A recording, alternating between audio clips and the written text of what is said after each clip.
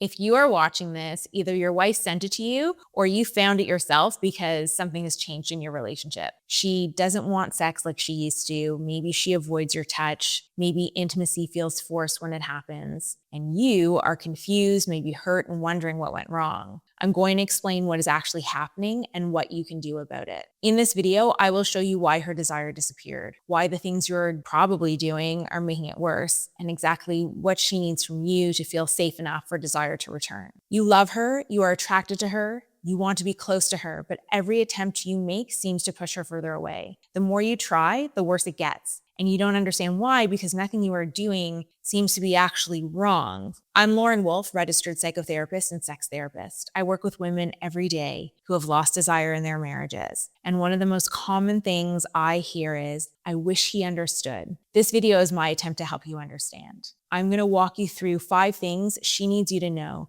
not to blame you, but to help you become part of the solution instead of accidentally being part of the problem. The first thing you need to understand is her lost desire is probably not about you personally. It is not because she doesn't find you attractive. It's not because she doesn't love you. Desire is complex for women, especially in long-term relationships. It responds to stress, emotional load, nervous system state, and the conditions of the relationship. She didn't choose to stop wanting sex. Her body is responding to something. But here's where you come in. How you respond to her lost desire either helps it return or makes it harder to come back. Her lost desire is not a rejection of you, but taking it personally will guarantee it stays lost. The men who help desire return are the ones who get curious instead of defensive, the ones who ask, what do you need, instead of what is wrong with you, or demanding their needs. They're the ones who understand that her body is responding to conditions, not making a statement about their worth. Stop interpreting her lack of desire as a personal rejection. Get curious about what might be affecting her instead of making it about you. Understand that your reaction is a factor she's tracking even if she doesn't say so. But there is something most men do that they think is helping. The second thing you need to know is that pressure kills desire, and you're probably creating pressure without realizing it. Pressure can be obvious, but it can also be more subtle when you're not asking for or suggesting sex directly, but more in the sigh when she says no, the mood shift, the withdrawal, the comment the next day, the tracking of how long it's been. Even if you never say a word, she picked it up the first time and she feels the continued pressure. And pressure does the opposite of what you want. It makes her body guard more. It makes intimacy feel like an obligation. It makes her avoid you to avoid the pressure. The more you pressure, the further away she goes. Every time she feels pressure, her body files that under intimacy isn't safe here. And unsafe does not become desire. It becomes avoidance. Women describe this constantly. I know he is disappointed even when he doesn't say it. I can feel it. And then I feel guilty, and then I avoid him, and then it gets worse. The pressure you think you are hiding is not hidden. She feels it, and it is working against you. Here are some signs that you're creating pressure. Your mood shifts when she says no, even subtly. You track how long it has been, and she knows you're tracking. She seems to avoid physical closeness to prevent it from leading anywhere. She apologizes or makes excuses when she is not interested. Intimacy feels tense instead of inviting. What to do instead is let her say no without any consequence, not even a subtle one. Stop tracking and stop letting her know you're tracking. Make it genuinely okay for her not to want sex right now. Create so much safety around her no that she stops racing for your reaction. And there is something she needs from you that has nothing to do with the bedroom. If this is making sense, subscribe. I post weekly on desire and intimacy in long-term relationships. And share this video with your wife so she knows you are trying to understand her. The third thing you need to understand is that for most women, emotional connection is not separate from physical desire. It's a prerequisite for it. She cannot feel close to you physically if she does not feel close to you emotionally. If she feels unseen, unheard, or emotionally alone in the relationship, her body will not want to open to you sexually. It doesn't matter how attracted to you she is. Connection comes first. This is not a flaw in how women work. It is just how responsive desire operates. And until emotional connection is rebuilt, physical intimacy will feel forced. You cannot skip to physical affection when emotional connection is missing. Her body knows the difference, even if you don't. I ask women what would help them feel more desire, and the answer is rarely about sex directly. It's, I want him to really listen to me. I want to feel like he sees me, like he gets me. I want to laugh together again. I want to feel like partners, not roommates. The path to physical intimacy runs through emotional intimacy. There is no shortcut. Emotional connection looks like listening without trying to fix, asking about her inner world, not just logistics, showing interest in her thoughts, feelings, and experiences, being present when you're together, not distracted, small moments of genuine attention throughout the day. When was the last time I really listened to her without offering solutions? Does she feel like I know what is happening in her inner world right now? Do we laugh together? Do we talk about things other than the kids and tasks? If you are honest and that answer is no, that is where the work is. There's also something you need to understand about how she experiences your touch. The fourth thing is she needs physical affection that is not leading anywhere. When every touch feels like a potential request for sex, she starts avoiding all touch. A hug becomes something to brace for. A kiss becomes something to manage. Sitting close becomes a risk, so she creates distance to protect herself from the pressure of touch that always wants more. What she needs is touch that is genuinely just touch, affection with no agenda, a hug that is just a hug, a kiss that's just a kiss. When touch becomes safe again, her body stops bracing and starts softening. If she flinches when you reach for her, it is because touch has become a request she does not know how to say no to.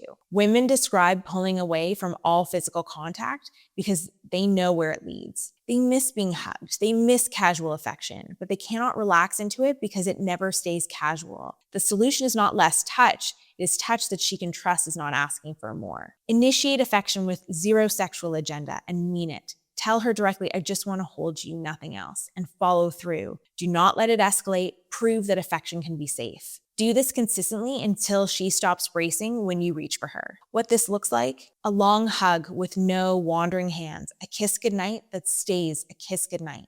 Sitting close on the couch without it leading anywhere. Physical closeness that is about connection, not initiation. When touch becomes safe, she will stop avoiding it. And when she stops avoiding touch, the door to intimacy starts to open again. And there's one more thing that might be hard to hear, but you need to know it. The fifth thing you need to understand is her desire is not going to return overnight. This is not something that gets fixed in a week or a month. It is a process. And your patience during that process is not just helpful, it is essential. If you are constantly measuring progress, asking if she feels different yet, or getting frustrated that things aren't moving faster, you add pressure. And pressure, as we covered, kills desire. Your patience communicates, I'm here for the long term. I'm not going anywhere. I want you to heal, not perform. That patience is part of what makes her feel safe enough to let desire return. Your impatience tells her that her healing is taking too long, but your patience tells her that she matters more than a timeline. The couples who come out of this stronger are the ones where the husband understood that his wife needed time. Not unlimited time with no effort, but genuine patience while she worked through what was blocking her. That patience was not passive, it was active. It involved doing the things we have talked about in this video. But it was not rushed, it was not tracked, it was offered freely. Think of her desire like a plant that has been in a dark room. You cannot yell at the plant to grow faster. You cannot force it to bloom on schedule. What you can do is move it into the sunlight, water it consistently, and wait. The growing happens on its own timeline, but only if you create the right conditions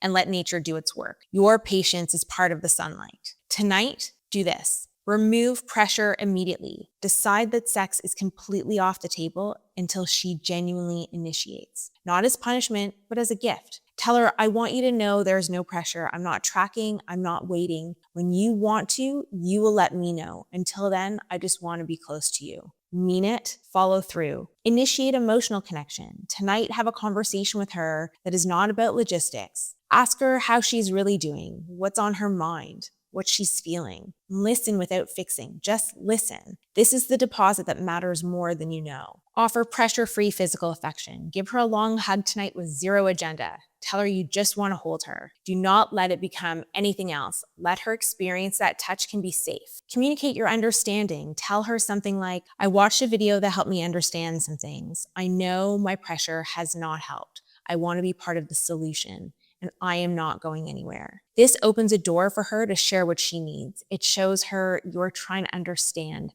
not just waiting for her to change. This works because most men respond to lost desire by pursuing harder, which creates more pressure, which pushes her further away.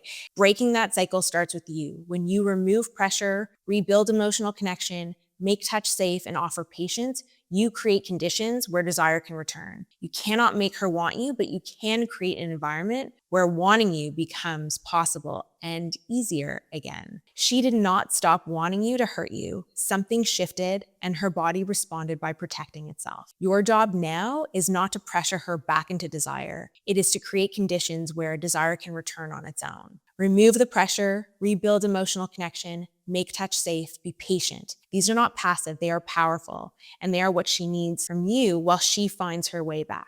If you want to understand more about what might be blocking her desire, watch Why You Love Your Husband But Don't Want Sex. It explains what happens when love and desire become disconnected, and it will help you understand her experience from the inside. That video will give you even more clarity on what she might be going through. It's linked on the screen now. And if you want to understand how to rebuild daily connection, watch the 15-minute daily practice that transforms intimacy. It gives you specific habits you can start together. Link in the description below.